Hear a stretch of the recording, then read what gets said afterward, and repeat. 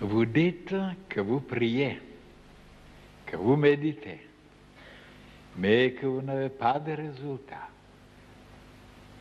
Voici un moyen très simple, mais très efficace, pour vous lier au Seigneur. Au moment où vous voulez prier, vous créez une image, celle d'une multitude d'esprits dispersés dans le monde entier, mais qui, là où ils se trouvent, sont en train de se concentrer sur le Créateur.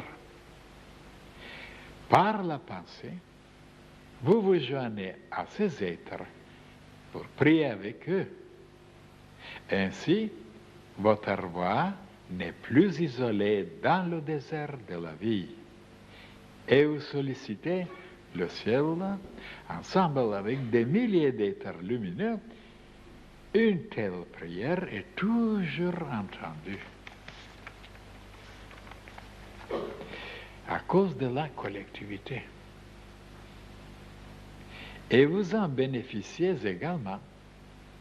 C'est parce que vous agissez seul que votre pensée n'atteint pas son but et qu'elle vous revient. Le secret, c'est de se lier à tous ceux qui prient, car il y a à tout moment, quelque part dans le monde, des êtres en prière.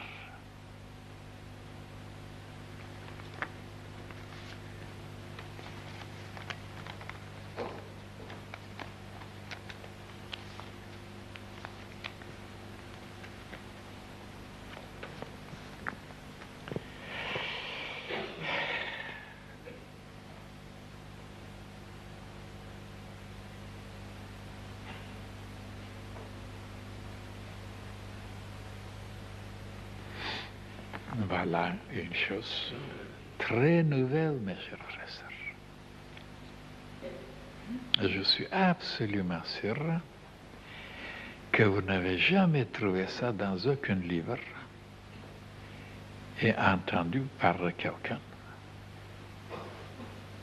Voilà encore une chose vraiment puissante, efficace, réelle. Et pourquoi? Parce que il y a le nouveau côté, c'est la collectivité. Et comme la collectivité, c'est une réalité, la collectivité sous-entend la vie universelle, de se lier avec tout le cosmos. Ça veut dire d'élargir son cercle, si limité, si étroit, si petit. Alors, on s'approche de plus en plus vers la réalité, vers la vérité. Tandis que, comme on est toujours habitué de se séparer, de s'isoler, d'être tout seul, d'être quelque part, on ne sait pas où, alors c'est toujours cette mentalité, cette philosophie qui est tellement propagée, et bien voilà, c'est elle qui empêche la réalisation de certaines prières. Bien sûr que même quand on prie tout seul, en réalité, puisqu'on se lie avec le Seigneur, eh bien, le Seigneur c'est la collectivité, c'est l'immensité, c'est tout. Donc quand même on s'approche, mais c'est plus lent, c'est moins efficace, il faut plus longtemps, et ainsi de suite. Tandis que cette méthode, si on l'emploie, si on l'applique, elle s'approche beaucoup plus rapidement vers ce qui est réel, ça veut dire l'immensité, la collectivité, la grandeur, le cosmos, le Seigneur, le tout.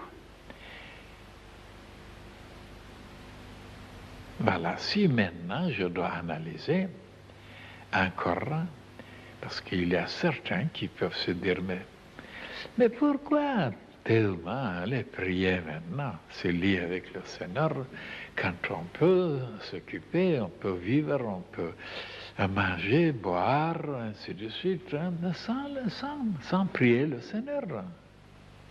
D'ailleurs, je vous ai fait déjà des conférences là-dessus.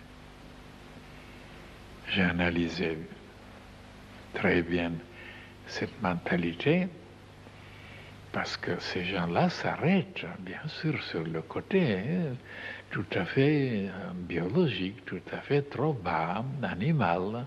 Ben, bien sûr, même le ciel a permis, même aux animaux qui ne savent pas prier, de vivre, de manger.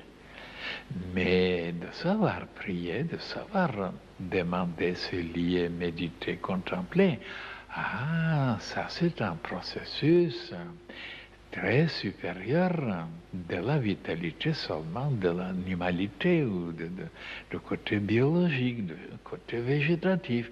Donc c'est un degré beaucoup plus supérieur qui se trouve dans l'âme et dans l'esprit, et à ce moment-là, on reçoit des choses que les animaux ne peuvent pas recevoir, les plantes non plus. Et c'est ça que les humains n'ont pas compris. Alors, si on veut rester, bien sûr, dans le côté animal, on peut manger, on peut faire l'amour, on peut se battre, on peut travailler, gagner de l'argent. Bien sûr, c'est vrai, c'est possible. Mais ils n'auront pas d'autres qualités, d'autres joies, d'autres bonheurs, d'autres découvertes, d'autres des choses, mais d'une telle valeur, et ils seront privés. Pourquoi? Parce que c'est normal. Ils ne pensent pas, ils ne s'occupent pas, ils ne déclenchent pas, ils ne développent pas certains chakras, certaines cellules, certaines puissances. C'est normal et c'est pourquoi ils restent trop bas dans le domaine des animaux, des gens ordinaires. Tandis que, à ceux qui savent maintenant à quoi ça sert, et de prier, de se lier avec le Seigneur. Ils savent, c'est clair, parce que, étant donné que le Seigneur, c'est l'être le plus parfait, le plus complet, le plus intelligent, le plus puissant, omniscient, et alors c'est lui qui possède tout.